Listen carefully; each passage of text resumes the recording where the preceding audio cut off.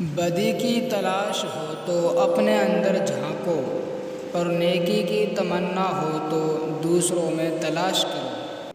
آج کا انسان صرف دولت کو خوش نصیبی سمجھتا ہے، اور یہی اس کی بد نصیبی کا ثبوت ہے۔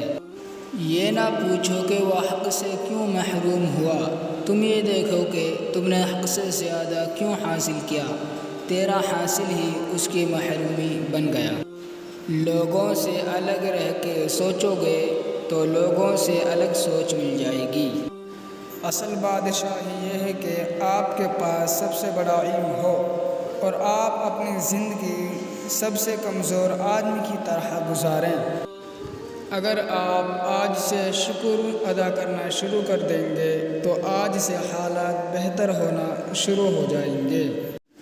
جس انسان میں ذاتی صفات نہ ہو، وہ اپنے لباس سے لے کر اپنے مکان تک اپنی ہر چیز کی تعریف چاہتا ہے۔